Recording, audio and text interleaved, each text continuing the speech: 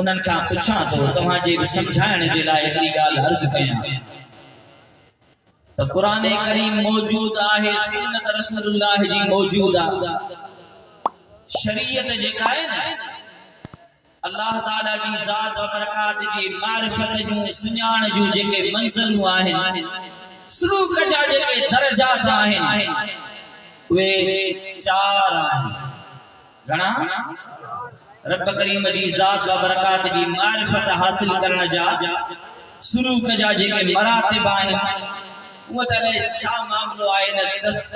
तशरीह में त मां कोन थो वञा, पर सोली ॻाल्हि जीअं तव्हां सम्झी वठो त चार मरातिब आहिनि सलूक जा जेके अल्लाह जी मारिफत हासिल करण जे लाइ कान्हे खे इहे मंज़िलूं तय करण घुरिजनि। पहिरीं आहे शरीयत, पोइ तरीक़त, पोइ हक़ीक़त, चौथी आहे मारिफत। पहिरों दर्जो कहिड़ो आहे? शरीयत। शरीयत और खां बाद में तरीक़त। असां त शरीयत ते ही पूरा कोन आहियूं, ॿियूं ॻाल्हियूं त अञा मथे आहे। त मां पुछां थो जेके चवनि था त मुर्शिद वठण जी ज़रूरत कान्हे का, क़ुरान मौजूद आहे, हदीस मौजूद आहे, मुर्शिद वठण मां कहिड़ो फ़ाइदो आहे, छा थींदो इन में? कुरान हदीस बस हिदायत जे लाइ इहे आहिनि। रसूलुल्लाह मुर्शिद आहे, ठीक आहे, अल्हम्दुलिल्लाह रसूलुल्लाह मुर्शिद आहे। पूरी कायनात में हबीब करीम सल्लल्लाहु अलैहि वसल्लम जो पैगाम पहुतल आहे। पर मां उन्हनि खां पुछां थो त जेकॾहिं रसूलुल्लाह जी सुन्नत कुरान करीम मौजूद आहे त छा फिक़ही कंहिं बि इमाम खां सवाइ माण्हू कुरान ऐं हदीस खे ईअं सम्झे त उहो छा पंहिंजी मंज़िल ते पहुची सघे थो? शरीयत जो जेको मामलो आहे, फिक़ही जेके असांजा इमाम आहिनि, असां अल्हम्दुलिल्लाह हनफी आहियूं। केरु आहियूं? हनफी आहियूं। इते बरे सगीर में तकरीबन हनफियत आहे। हजरत इमाम आज़म इमाम अबू हनीफा रज़ी अल्लाह ताला अन्हु जा पोइ लगायूं फिक़ह में। त चार जेके इमाम आहिनि फिक़ह जा, उन्हनि जी ताबेदारीअ खां सवाइ केरु बि ईअं कोन थो चई सघे त मां शरीयत ते सही अमल कयां थो। ये चार इमाम हक़ जा इमाम आहिनि। इमाम आज़म अबू हनीफे जे पुठियां जेकॾहिं केरु लॻे उहो बि हक़ ते आहे। जेकॾहिं कंहिं हज़रत इमाम शाफ़ी रज़ी अल्लाह ताला अन्हु जी ताबेदारी कई आहे फिक़ह में, उहो बि हक़ ते आहे। इमाम अहमद बिन हंबल जे पुठियां लॻो आहे, इमाम मालिक जे पुठियां लॻो आहे, उहो बि हक़ ते आहे। इहे चारई मज़हब जेके आहिनि फिक़ह जा, इहे चारई हक़ वारा मज़हब आहिनि। जेकॾहिं जेको हेठियों ॾाको आहे मारिफत जो, जेको रब करीम जी ज़ात व बरकात जी मारिफत हासिल करण जो, जेको शरीयत जो पहिरो ॾाको आहे, उन ते बि असां कंहिं बि इमाम जे पुठियां हलण खां सवाइ शरीयत खे सम्झी कोन था सघूं। उहे त तमामु मुश्किल आहिनि, पेचीदा मसइला आहिनि। उहे त फितरत खां माण्हुनि खे रोकींदा हुया। अल्हम्दुलिल्लाह उन जो असर तव्हां अॼु बि ॾिठो हूंदो। दरगाह मुबारक ते अॼु बि अल्हम्दुलिल्लाह क़ाल अल्लाह व क़ाल रसूल जा दर्स जारी आहे। हज़रत रोज़े धनी जी जमायत में अॼु बि अल्हम्दुलिल्लाह शरीयत मुतहरा ते अमल वारो लिबास उहो जमायत में मौजूद। अॼु बि हज़ारे तहज्जुद गुज़ार जमायत में मौजूद आहिनि। ज़िक्र फिक्र वारा बाना मौजूद आहिनि। काफ़ी जेके दुनिया खां ला ताल्लुक़ आहिनि, अल्लाह जा नेक सालिह बाना पंहिंजी ज़िंदगी इन पाकाईअ में ज़िक्र फिक्र वारे तरीक़े में गुज़ारिन था। हबीब करीम सल्लल्लाहु अलैहि वसल्लम जा प्यारा उम्मती नबी करीम सल्लल्लाहु अलैहि वसल्लम जो इहो बचड़ो हज़रत रोज़े धनी रज़ी अल्लाह ताला अन्हु हुसैन की सैयदा है जो सुभान अल्लाह। हज़रत इमाम हुसैन जो बचड़ो ऐं जियन हज़रत गौसे आज़म रमजान शरीफ में नंढड़े होंदे अमड़ जी थन्य कोन वठंदो हुयो। हजरत गौसे आज़म इमाम हसन जे औलाद इमाम हसन अली मकाम रज़ी अल्लाह ताला अन्हु जे औलाद मा हजरत गौसे आज़म रज़ी अल्लाह ताला अन्हु आहे। ऐं हजरत रोज़े धणी वरी 100 साल का बाद में हजरत गौसे आज़म जे तरीके के जेकॾहिं जिंदा कयो आहे या सुन्नत जेकॾहिं किथे नजर आई आहे गौसे आज़म सोहणे जी त या हजरत रोज़े धणी वटि नजर आई आहे जो जीअं ॼाओ हजरत रोज़े धणी त वालिद जेको हुयो सैयद मोहम्मद बख्ताशा शहीद हजरत सैयद मोहम्मद बख्ताशा शहीद रहमतुल्लाह ताला अलैहि हजरत रोज़े धणी के खणी आयो पंहिंजे मुर्शिद वटि जेको नक्शबंदी सिलसिले जो अॻवान आहे हजरत मखदूम मोहम्मद इस्माइल रहमतुल्लाह ताला अलैहि वटि खणी आयो आहे। इब्राहिम थन्य कोन थो वठे रमज़ान शरीफ जो महीनो हुयो थन्य कोन थो वठे मसदो रे छाहे हजरत मखदूम मोहम्मद इस्माइल रहमतुल्लाह ताला अलैहि वक्त जो कामिल आरिफ बानो हुयो उन बुधायो सैयद मोहम्मद बख्ताशा रहमतुल्लाह ताला अलैहि के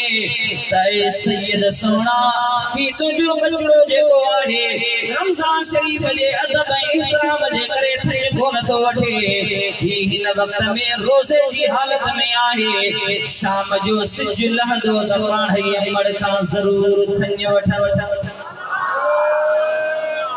तंहिंजे करे उनखे रोज़े धणी चयो वेंदो आहे यानी रोज़े जो साहिब आहे हज़रत रोज़े धणी रज़ी अल्लाह ताला अन्हु इएं न त सिर्फ रूहानियत जा वक्त जा इमाम हुया पर इल्मी तरह सां भी कमाल जी शख्सियत हुया पाण जेके किताब लिखिया अथनि हिकिड़ी त मलफूज़ात शरीफ हज़रत रोज़े धणी जी जेका खलीफे महमूद फकीर रहमतुल्लाह ताला अलैहि इन सिंध धरती ते वॾो एहसान करे रोज़े वारे जी मलफूज़ात सुभान अल्लाह जो छो त हज़रत रोज़े धणी सुलूक जो साहिब हुयो तंहिंजे करे इहा कंहिंखे बि जेकॾहिं दिल जी दुनिया तब्दील करणी हुजे त हज़रत रोज़े धणी जी मलफूज़ात पढ़े यकीन ॼाणियो त पढ़ंदा वेंदो त दिल जी दुनिया तब्दील थींदी वेंदी सुभान अल्लाह जो पाण हिकिड़ो किताब लिखियो अथनि अस्माउल्लाहिल हुस्ना जो शरह अल्लाह करीम जा जेके इस्म मुबारक आहिनि 99 नाला जी अल्लाह करीम जा आहिनि मशहूर उहे अस्माए मुबारका हजरत रोज़े धणी रज़ी अल्लाह ताला अन्हु उन्हनि अस्माए मुबारका जो शरह लिखियो ऐं शरह अहिड़ो जो जेको अंदाज़ उन में रखियो वियो आहे सो तमाम घट कंहिं इल्म वारे कंहिं वटि नज़र आयो हूंदो हजरत रोज़े धणी रज़ी अल्लाह ताला अन्हु उन में जेको तखल्लुक तअब्बुद जा जेके तरीक़ा रखिया आहिनि उहे कोई बि अहिड़ो शरह कोन लिखियो आहे जेको हजरत रोज़े धणी रज़ी अल्लाह ताला अन्हु अल्लाह करीम जे इस्मनि जो शरह लिखियो आहे सुभान अल्लाह हजरत रोज़े धणी जी इल्मी लियाकत पता तव्हां न ॿुधी हुजे पाण जमाउल जवामे जे नाले सां हिकिड़ी फारसी लुगत लिखिया काफी इल्म वारा वेठा आहिनि तंहिंजे करे मां इहा वज़ाहत कयां थो त अहिड़ो आलिम कमाल जो साहिब हुयो जंहिं जमाउल जवामे जा नाले सां जंहिंजा 4 जिल्द अल्हम्दुलिल्लाह फारसी लुगत जा उहे छपियल आहिनि दरगाह मुबारक ते हर हिकु लफ़्ज़ में पाण अहिड़ा अजीब गरीब दलील ॾिना अथनि क़ुरान मां हदीस मां अरबी शेरनि मां बुज़ुर्गनि जे अक़वाल मां उहे खोड़ सारा उन में दलील पेश कया अथनि हज़रत रोज़े धणी रज़ी अल्लाह ताला अन्हु ज़ाहिरी इल्म में बि कमाल जा साहिब हुया त बातिनी तरह सां जेको इल्म इरफान हुयो अलाए केतरन लखन के बेदीनन के शरीयत जे तरीके जी सञाण ॾिनाऊं। अॼु ताईं किथरन करन में ला इलाहा इल्लल्लाह जे ज़िक्र जूं तवारूं नज़र ईंदियूं आहिनि, उहे ॿुधण में ज़िक्र ईंदो आहे। हज़रत रोज़े धनी जे फैज़ जो असर आहे। क़ादरी सिलसिले में उन खां बाद में जेके भी पीराने पागारा थी गुज़रिया आहिनि, हज़रत मुर्शिद छटधनी बादशाह उन भी पंहिंजी ज़िंदगी जो वॾो अरसो सैर सफ़र करे जमायत खे क़ाल अल्लाह व क़ाल रसूल जी समझाणी ॾेई करे क़ादरी सिलसिले जो ज़िक्र बढ़ायो आहे। पाण फरमाईंदा हुया इन मुझे मुर्शिद छटधनी बादशाह फरमायो हुयो ला इलाहा इल्लल्लाह जो जेको ज़िक्र कंदो आहे रब करीम उन्हनि खे त आबाद रखंदा। ज़िक्र करण वारनि जे लाइ हज़रत रोज़े धनी रज़ियल्लाहु ताला अन्हु जो फरमान आहे त ज़िक्र करण वारनि लाइ सल्लल्लाहु अलैहि वसल्लम जो सुभान अल्लाह। थका त न आयो न? हथ मथे करे जो सुभान अल्लाह। सुभान अल्लाह। अल्लाह से तुम्हारी मोहब्बत को कायम करे। हज़रत पीर साईं छटधनी बादशाह अर्ज़ कयन पे त हज़रत पीर साईं सूर्य बादशाह की जॾहिं अंग्रेज़न शहीद करे छॾियो त साहिबज़ादन खे वरी जलावतन करे खणी विया। उन जो मक़सद इहो हुयो त हिननि खे असां पंहिंजे तरीक़े वारी तालीम ॾियूं त जीअं इहो दरगाह वारो जेको सिलसिलो आहे रूहानियत वारो इहो ख़त्म थी वञे। उन जो मक़सद इहो हुयो। न त जीअं सीरे बादशाह खे शहीद कयूं शहज़ादनि खे भी शहीद करे पे सघिया, पर हुननि जो ख़्याल हुयो त जेकॾहिं शहीद करे छॾींदासीं त पुठियां ही जेका मुज़ाहिमत आहे इहा अञा वधंदी वेंदी। तंहिंजे करे हुननि सोचियो इहो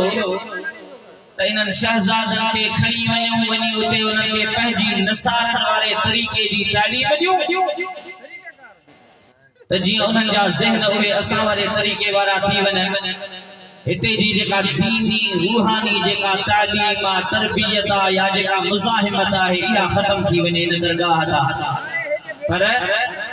अल्लाह करीम जंहिंजी हिफ़ाज़त फरमाई आहे न उनखे केरु कुझु बि छो करे सघे।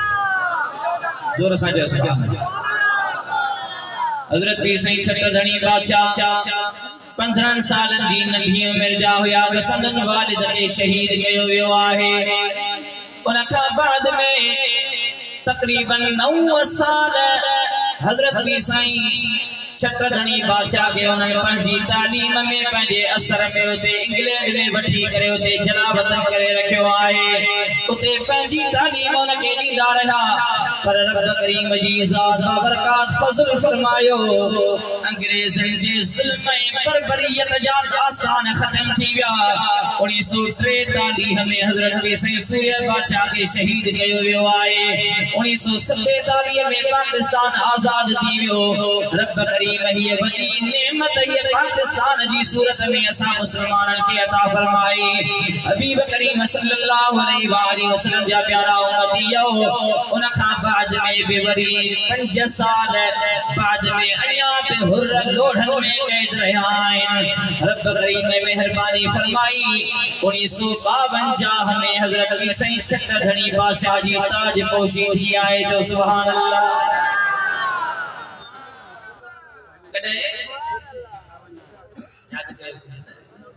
1952 ये एक तारीख का 1952 में पीर साईं छटधनी बादशाह जी ताजपोशी थी। कहीं आशिक फरमायो जदहीं जानिब पाण आयो दम विलायत वाहरू अचण सां एहसान थिया सारी उम्मत थी खूबरू। जा बजा जिन्नो मलक थिया सब सलामी रूबरू। सिज सबाहत सुह सरवर पीर साईं पकदार शाह मर्दा शेर यज़दा कुव्वते परवरदिगार। ला फता इल्ला ली ला सैफ इल्ला जुल्फ़िकार। वापस मोदी आया 1952 में ताजपोशी थी हजरत पीर साईं छटधणी बादशाह ऐलान कयो त सब का पहिरीं त जामिया राशिदिया जामिया राशिदिया वो इदारो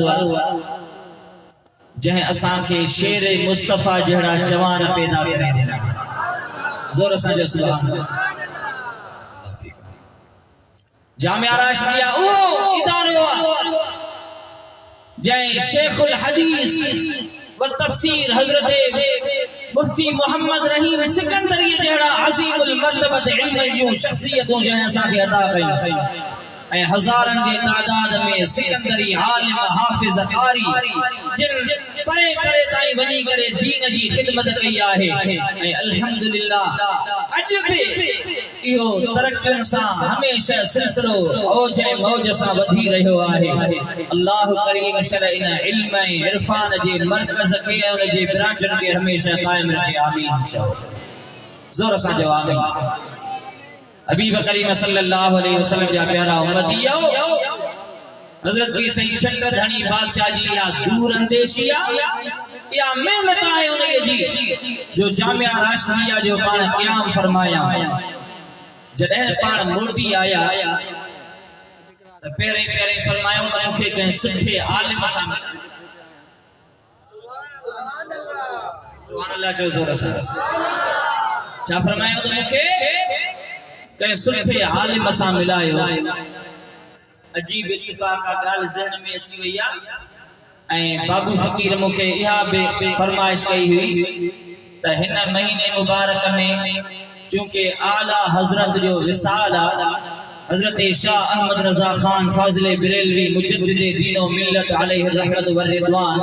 उन जो विसाल आए न सफर महीने में तंजे करे उन जो भी जिक्र थी वही त पाण जो फरमायो त मुखे के आलिम सा मिलायो खुदा जी कुदरत जा अजीब फैसला है हजरत पीर साईं छटधणी बादशाह जिना पीर गोठ में आया ना है पाकिस्तान जी ठयो तो उन का बाद में हजरत शाह अहमद रजा खान फाजिल बरेलवी आला हजरत उन जो हजरत शेखुल हदीस व शेखुल जामिया उस्ताद मुफ्ती तकद्दस अली खान साहिब वडो सैयद आलिम थी गुजरियो जेको आला हजरत जो दोहरो भी हुयो त आला हजरत जो शागिर्द सुभान अल्लाह जबरदस्त कमाल जो आलिम हुयो ए अल्लाह जो एड़ो ताले मानो एड़ो कामिल वली हुयो जो उन जे लाए मशहूर इहो तो संदस खिदमत में केर भी भले केडो भी मानू अचे वो आम तरह सा मानू कूड़ गाल्हाईंदा करीम सल्लल्लाहु में रखे कूड़ गाल्हाइण ॾाढी बुरी ॻाल्हि आहे हबीब करीम सल्लल्लाहु अलैहि वसल्लम फरमायो त सिद्क़ युजी वल किज़्ब युहलिक सच कूड़ हलाक करे छड़ींदो आहे त कूड़ तबाही ऐं बर्बादी आहे रब करीम सल्लल्लाहु के पंहिंजी हिफाज़त में रखे पर उन ये उस्ताद तकद्दस अली खान साहिब जी करामत इहा हुई भले केतिरो भी कूड़ो छो न हुजे केर भले केडी भी ॻाल्हि ठाहे छो न अचे पर उन ये उस्ताद तकद्दस अली खान साहिब जे खिदमत में पहुंचण सा सवाल ही पैदा न है जो केर कूड़ ॻाल्हाए जोर सा जो सुभान न कोई केर उते चुगली हणी सकंदो हुयो न को केर कूड़ ॻाल्हाए सकंदो हुयो भले केतिरो फैसले में खणी केर छो न आयो हुजे पर उनखे हिम्मत ऐं ताक़त न हूंदी हुई जो उन सैयद आलिम जे अॻियां कूड़ ॻाल्हाए या उनजी करामत हज़रत उस्ताद शेखुल जामिया मुफ्ती तकद्दस अली खान साहिब अलैहि रहमत जेको आला हजरत जो ॾोहटो हुयो पीर साईं छटधणी बादशाह जिन जो आया फरमायो त मूंखे कंहिं आलिम सां मिलायो त उस्ताद खुदा जी कुदरत सां अॻ में ई पीर ॻोठ पंहिंजे अहलो अयाल सां अॻ में ई पहुची वियो जोर सां जो सुभान अल्लाह उस्ताद वरी कोशिश करे हजरत पीर साईं छटधणी बादशाह के दीन जी तालीम कुरान करीम पढ़ायो दीनी मसला सेखारिया एडी त हिकमत सां जो अब्दुल हैरान थी वेंदो आहे। रब करीम जी ज़ात बाबरकात इन्हनि बिन अज़ीम इल्मी ऐं रूहानी खानदान जो इम्तिज़ाज कयो आहे। होॾां आला हज़रत जहिड़ी इल्मी शख़्सियत हुजे उन जो इल्म ऐं फैज़ान सॼो हिते आयो आहे। हिन जी शख़्सियत खे जेको हज़रत रोज़े धणी जो बचड़ो हुजे हज़रत साईं छटधणी बादशाह जो इहो उस्ताद आहे। उस्ताद तक़द्दस अली खान साहिब अलैहि रहमत संदर जो मुलाकात थी आहे। इहो उस्ताद आहे साईं छटधणी बादशाह जो। हाणे फरमाइनि था त शुरू में उन आला हज़रत जे दोहरे वॾी हिकमत सां छो त ही हिकिड़ो बादशाह हिकिड़ो ॿार हुयो ऐं ॿारु हिकिड़ो जेको इंग्लैंड में रही आयो हुयो उनखे जेकॾहिं सख़्तीअ सां का ॻाल्हि सम्झाइबी त थी सघे थो त ज़हन ॿिए पासे हलियो वञे मता उनजी ॻाल्हि खे क़बूल न करे। तंहिंजे करे हज़रत उस्ताद तक़द्दस अली खान साहिब शुरू में पीर साईं खे अर्ज़ कयो त तव्हांजे मथां जेका निमाज़ मुक़रर आहे सा 3 वक़्त आहे।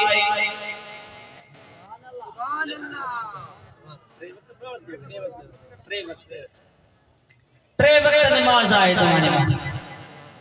अजीब ॻाल्हि आहे। कुछ ज़मानो गुज़रंदो रहियो पीर साईं छटधणी बादशाह जिन 3 वक्त पाबंदीअ सां पढ़ंदा रहिया। पोइ हिकिड़ो भेरो पीर साईं छटधणी बादशाह उस्ताद साईं सां ॻाल्हि कई त नमाज उर्दू ॻाल्हाईंदा हुया। पाण फरमायो त घर में तो 5 वक्त पढ़ी जाती है। तव्हांजो चओ था 3 वक्त घर में तो 5 वक्त पढ़ी वेंदी आहे। हज़रत उस्ताद शेखुल जामिया जहां में समझो त हाणे तबीयत मुबारक ते इहो नमाज जो असर सुठो थी वियो आहे। तंहिंजे करे पाण फरमायो त हाणे तव्हांखे इजाज़त आहे वाकई 5 वक्त आहे पर शुरू में तबीयत खे समझाइण संभालण जे लाइ इहा ॻाल्हि कई वई हुई। उन खां पाबंदी असां पढ़ंदा रहिया। उस्ताद खे जो ॿुधायूं त हाणे फजर जी नमाज़ ते त मां कोन थी सघंदुसि। सम्झो था फजर जी नमाज़ ॾुखी आहे उन ते त मां कोन थी सघंदुसि। उस्ताद शेखुल जामिया हज़रत पीर साईं छटधणी बादशाह सां ॻाल्हि कई त फजर जी नमाज़ जे लाइ हर रोज़ मां तव्हांखे पाण उथारणु एॾो वॾो वक्त जो कामिल जय्यद आलिम अहलुल्लाह वो हर रोज सुबह जो ईंदो हुयो पीर साईं छटधणी बादशाह खे फजर जी नमाज़ जे लाइ उथारणु। पर सिर्फ़ ईअं न पहिरें पानी गरम करे सॼो बंदोबस्त करे उस्ताद साहिब पाण रखनि। उन खां बाद में पीर साईं खे उथारींदो हुयो ऐं पाण उहो फजर जी नमाज़ खां अॻु में गुस्ल करे तयार थी करे फजर जी नमाज़ पढ़ंदा हुया। हबीब करीम सल्लल्लाहु अलैहि वसल्लम जा प्यारा उम्मतियो हज़रत पीर साईं छटधणी बादशाह जी शख़्सियत जूं कहिड़ियूं ॻाल्हियूं कजनि। वॾी ॻाल्हि इहा आहे त पाण हिन मुल्क जी ख़िदमत कयूं। ॿ वक्त जॾहिं हिन पाकिस्तान ते ॾुखिया हुया 1965 वारो टाइम हुयो 71 वारो टाइम हुयो। इन टाइम ते जॾहिं हिंदुस्तान जे तरफ़ां मेरी अख खई वई त रब करीम थो ॼाणे हज़ारे हुर पीर साईं जे हुक्म ते बॉर्डर ते पहुची विया। पर ईअं न समझदो त पीर साईं रुगो हुरन खे मोकिले छॾियो हुजे पर हज़रत पीर साईं छटधणी बादशाह जे नफ़्से नफीस पाण बॉर्डर ते सिपह सालारी जे लाइ पहुची। नारे विलायत नारे विलायत। पीर साईं पाण उते जिहाद में शरीक थिया आहिनि। पाण खुद उन्हनि खे जेको उते खुतबो जेको इरशाद फरमायूं से तारीख़ी खुतबो आहे। पाण फ़कीरनि खे फरमायूं त अल्लाह करीम जो शुक्र आहे जो रब करीम अॼु असांखे हज़रत हुसैन जी सुन्नत अदा करण जो मौक़ो नसीब कयो आहे। पाण फरमायूं त तव्हां वधंदा रहो कोशिशूं कंदा रहियो इंशाअल्लाहुल अज़ीज़ फतह जा कदम चुमंदी। ऐं हज़रत पीर साईं छटधणी बादशाह जी सिपह सालारी तां बि कुर्बान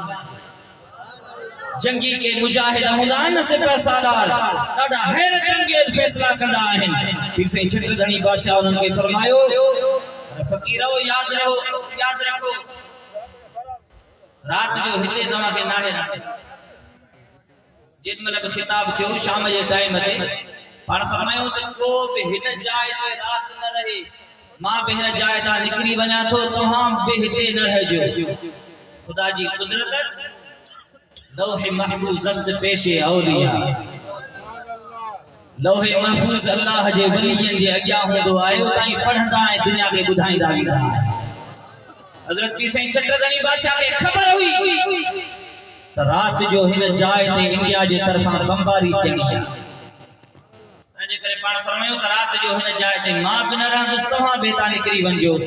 खुदा जी कुदरत थी रात जो इन जाइ ते बमबारी थी पर पीर साईं छत्रधणी बादशाह जे इन सिपह सालारीअ जे बरकतुनि सां सभई हुर महफूज़ रहिया नारो लॻायो सर विलायत तो इन ये खानकाह जो हिन मुल्क जे मथा बे एहसान मिल्लत जी खिदमत बे मुझे मुर्शिद कई आहे ई जेके दीनी मां जेकरे अदना फकीर आया उन खानकाह शरीफ जो अवां जे आलो जेकरे चंद लफ्ज गाल्हाइण जी मुखे हिम्मत ऐं ताकत मिली आहे त यो रोज़े धरे जो फैज़ हबीब करीम सल्लल्लाहु अलैहि वसल्लम जा प्यारा उम्मतियो नबी करीम सल्लल्लाहु अलैहि वसल्लम जी उम्मत में इंशाअल्लाह क़यामत जे ॾींहुं असां तव्हां खे सॾ थींदो हज़रत रोज़े धणी जी जमायत में कंहिंखे सॾ थींदो चओ सुभान अल्लाह कंहिंखे हज़रत ख्वाजा मुईनुद्दीन चिश्ती अजमेरी जे ताबेदारी में सॾ थींदो कंहिंखे हज़रत फिटाई घोट जे ताबेदारन में सॾ थींदो कंहिंखे कंहिं बुज़ुर्ग जे पुठियां सॾ थींदो कंहिंखे कहिड़नि बुज़ुर्गनि मुर्शिदनि जे तरफ़ां सॾ थींदो हबीब करीम सल्लल्लाहु अलैहि वसल्लम जा प्यारा उम्मतियो याद रखो हिन दिल जी सफ़ाई जे लाइ अल्लाह जे वलियन जी दामन पकड़न जरूरी आहे ऐं क़यामत जे ॾींहुं किताबन में ज़िक्र थियल आहे अलाए केतिरा अल्लाह जे वलियन जा नेक सालिहन बारहन जा किताब लिखियल आहिनि उन्हनि में वाज़िह तरीक़े सां लिखियल आहे हज़रत रोज़े धणी रज़ी अल्लाह तआला ने भी पंहिंजे किताबनि में लिखियो आहे त मुर्शिद जेको बि हूंदो आहे उहो सिर्फ़ दुनिया में ई न पर क़ब्र में जॾहिं माण्हू अकेले वहशत वारे घर में पहुचंदो आहे उते जो दोस्तनि खे दाहूं करे सॾ कंदो आहे जेके बि उन जा सुञाण वारा दुनिया जा दोस्त हूंदा आहिनि उन्हनि खे सॾ कंदो आहे त वारो कयो मुंहिंजी मदद कयो पर कंहिंखे बि ख़बर कान हूंदी आहे जो इहे सॾ केर ॿियो ॿुधी कोन थो सघे पर हज़रत रोज़े धणी फरमायो जेको कामिल मुर्शिद हूंदो आहे उन ॾुखे टाइम ते उन जी मदद जे लाइ पहुची वेंदो आहे मुर्शिद वठण जो इहो बि फ़ाइदो आहे ॾुखे टाइम ते जॾहिं क़ब्र जे कुंडन में माण्हू कारन में फासे थो उन ई टाइम ते अल्लाह तबारक व तआला जा कामिल वली नेक सालिह बाना उते मदद कंदा आहिनि हदीस मुबारका में मिशकात शरीफ में हदीस मुबारका मौजूद आहे क़यामत जे ॾींहुं बि शफाअत ईअं थींदी जॾहिं हज़रत अनस सुहणे खां हिकिड़ी रिवायत आहे जॾहिं क़यामत जो ॾींहुं थींदो अल्लाह तबारक व तआला जे हुज़ूर में सॼी मखलूक उते हूंदी हिसाब किताब थी वेंदो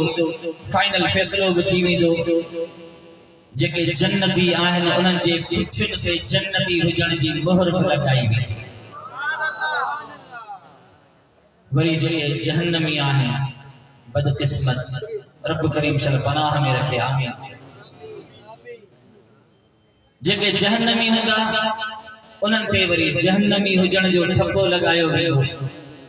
रब करीम शल बचाए ओ बाज भरिया रबानन ते ओ बाज भरिया रबानन ते तुझी कावड़ की अठही सगंदी ओ करीम असां जी है चंचड़ी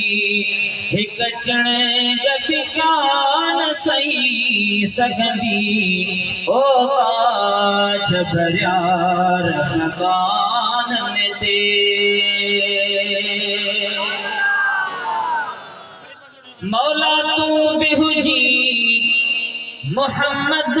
भी हुजे अल्लाह भी करीम तो मोहम्मद भी करीम आचो सुभान अल्लाह मौला तू भी हुजी मोहम्मद भी हुजे असा कोई बिन धने का थी निकरूं बकरी महुजन कैदी बेहुजूं बकरी महुजन कैदी बेहुजूं तोखे गाल बणी त नहीं सघंदी ओ बाज भरिया रगबान ते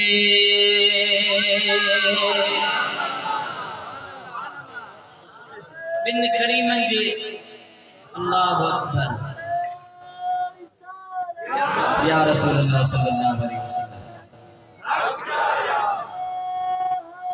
या अली मुर्तज़ा करमल्लाहु वजहहु जिंदाबाद जिंदाबाद हबीब करीम सल्लल्लाहु अलैहि वसल्लम जा प्यारा उम्मतियो जने फैसलो मुकम्मल क्लियर थी भी दो अल्लाह करीम फरमाई दो पेरे मलाइको वञो जन्नत के जन्नत में चले जो बाकी जेके वरी जहन्नमी हुंदा ओए शर्मसारी में कंध हेठ कयो रब करीम शलरहम फरमाए केड़ो हाल हुंदो उनन जो शर्मसारी में नख्वारी में जिल्लत में या पंजी जाए ते गाल हुंदी पर उन का अलग जेको जहन्नम जो जेको खौफ आहे उन में तो उन जू दिलियूं टुकड़ा टुकड़ा थी जूं खबर ना है जहन्नम में छा अजाब तैयार कयो वियो आहे उहे सभई कंध झुकाए करे रड़ियूं कंदा हुंदा आसियूं जासियूं कंदा हुंदा हबीब करीम सल्लल्लाहु अलैहि वसल्लम जा प्यारा उम्मतियो रब करीम जदे उनन के अया उहे उन मैदान में जदे बीठा हुंदा उताई हिकड़ी अल्लाह जे वलियन जी जमायत गुजरंदी नेक साले बाना ईंदा वो छा थींदो हिकड़ो को बानो अची करे उन्हनि कंहिं वलीअ जे कदमनि में चिंबड़ी पई चवंदो अनल्लज़ी आक़ैतुक शरबतन मां उहो बानो आहियां जो हिकड़ो भेरो तोखे पानी प्यारियो अल्लाह जा नेक बाना के सुञाण मां उहो बानो आहियां जंहिं तोखे हिकड़ो भेरो पानी प्यारियो हुयो ॿियो चवंदो त अनल्लज़ी वहबतु लक वज़ूअन मां उहो बानो आहियां जंहिं तोखे हिकड़ो भेरो वुज़ू जे लाइ पानी आणे ॾिनो हुयो मेहरबानी कर मुझी जान छदाए मुझे बारे में का सिफारिश कर रब करीम मुखा राजी थी वने अल्लाह जे हबीब करीम सल्लल्लाहु अलैहि वसल्लम जा प्यारा उम्मतियो हदीस मुबारका में आए फयशफउ लहू ओ अल्लाह ताला जी जात बरकत जो नेक साले बानो उन जे लाए सिफारिश कंदो यानी दुखी गाला जंहिंजे लाइ जंहिंते ठप्पो लॻी चुको हुजे जंहिंजो फ़ैसिलो फाइनल थी चुको हुजे जहन्नमी हुजण जो उन खां बाद में हाणे न को जो नेकियूं आहिनि न का ॿी का ॻाल्हि थी आहे कुझु बि कोन थियो आहे पर हाणे जेकॾहिं बचाव जो को रस्तो आहे त सिर्फ़ अल्लाह जे वलीअ में शफ़ाअत जी उम्मीद आहे चओ सुभान अल्लाह पर अल्लाह जे वलीअ सिफारिश कई फयुदखिलुहुल जन्नह रब करीम उन जी शफाअत सां उन खे जन्नत में दाखिल फरमाईंदो अंदाज़ो लगाए अल्लाह जा वली अल्लाह करीम जी बारगाह में केॾा न प्यारा आहिनि जंहिंजे लाइ हतमी फ़ैसिलो थी चुको हुजे उन खां बाद में बि उहे उन जी सिफारिश करे उन खे जन्नत ॾे मोकिले सघनि था जेको चवे थो त वलीअनि ॾे वञण जी कहिड़ी ज़रूरत आहे इन हदीस मुबारका में वाज़े अल्फाज आहिनि त फैसलो फाइनल जहन्नमी हुजण जो थी चुको आ। को नेक अमल बियो कुछ भी कोने को, सिर्फ इहा ही गाल आहे त उन अल्लाह जे वली जी खिदमत कई हुई ऐं अल्लाह जे वली सिफारिश कई, रब करीम उनखे जन्नत में मोकले थो। चओ सुभान अल्लाह। तमन्ना दर्द दिल की हो तो कर खिदमत फकीरों की। अल्लाह जे वली जे खिदमत में वडो फायदो। बार बार भी तो कर सुहबत में कुछ न कुछ तोहफा तहाइफ पेश कर, तो घुराइंदो कर। खुदा जो कसम आहे तो वलियन जी दरबार में वडा फायदा रखियल आहे। अल्लामा इकबाल केडी ने सुहणी गाल कई आहे। फरमाए तो तमन्ना दर्द दिल की हो तो कर खिदमत फकीरों की। नहीं मिलता ये गोहर बादशाहों